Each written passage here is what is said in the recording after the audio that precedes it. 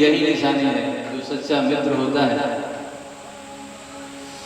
अगर उसका मित्र दुखी है, उससे ज्यादा दुख उसे प्राप्त होना चाहिए। वही सच्चा, वही मित्रता होती है। सुख में भी साथ हो और दुख में भी साथ हो।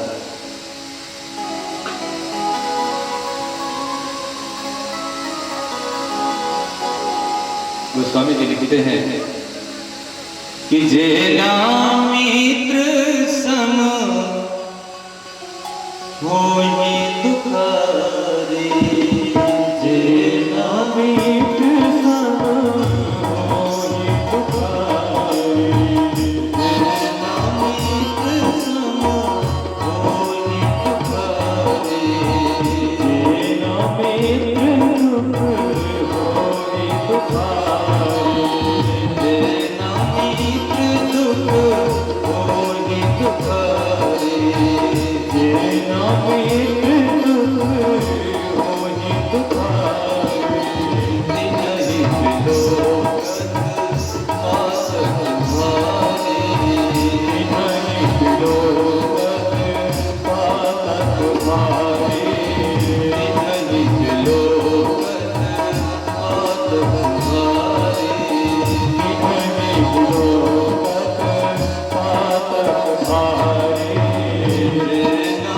मित्र सम होई दुखारी, जेना मित्र दुख होई दुखारी, जेना मित्र दुख होई दुखारी, जेना मित्र दुख होई दुखारी, तिनहि विलोकन आत तुम्हारी, तिनहि विलोकन पात तुम्हारी, तिनहि विलोकन आत तुम्हारी, तिनहि विलोकन पात तुम्हारी। आज देखिए वसुदेव जी जब नंद बाबा को देखे तो वसुदेव जी पूछने लगे, कहिए नंद बाबा, आपको लाला हुआ और आपने ये शुभ समाचार हमको बतलाया भी नहीं।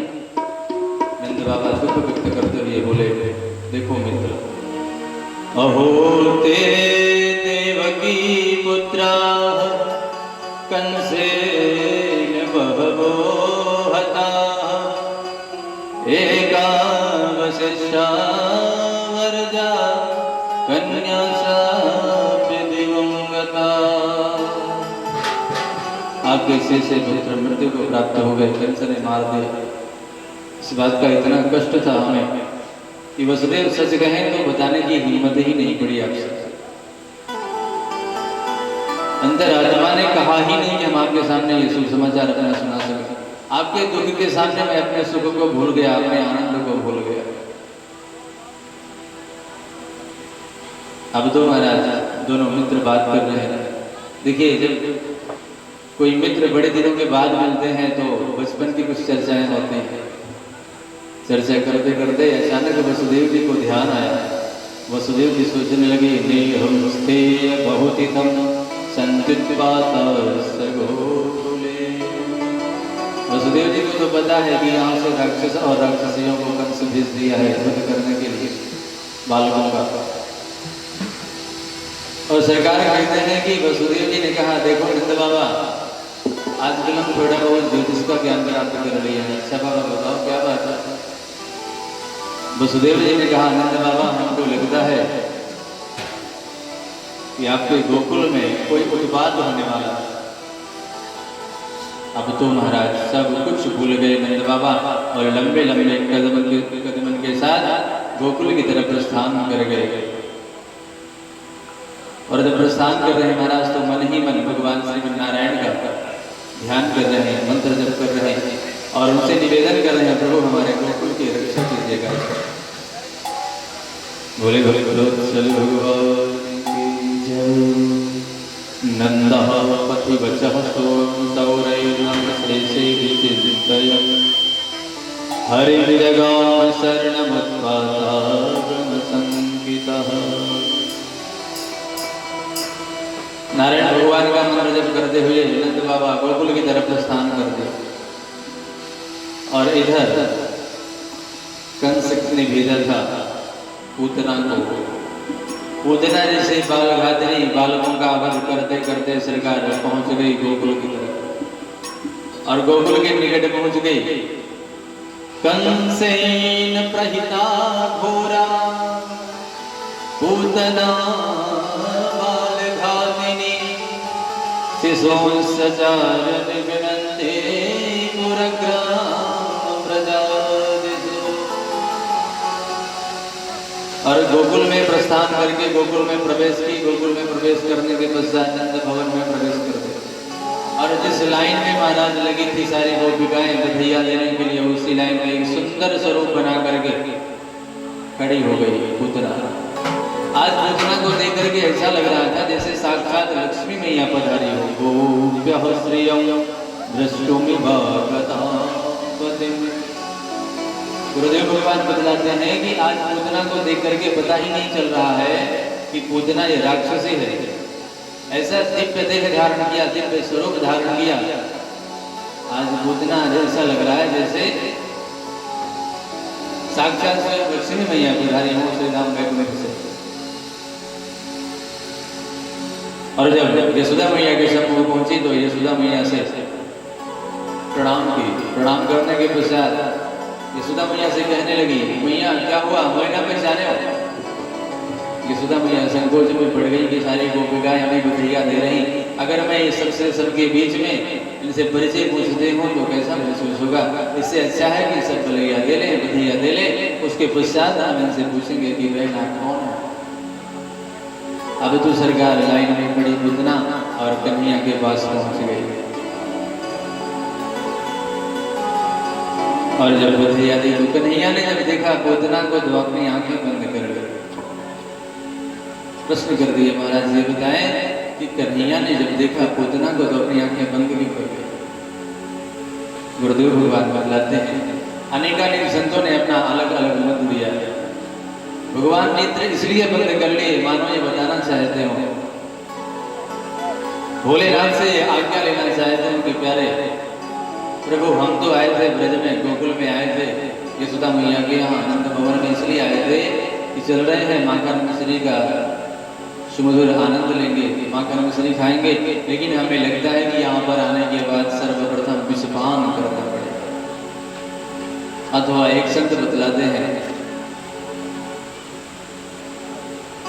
कि भगवान है मायावती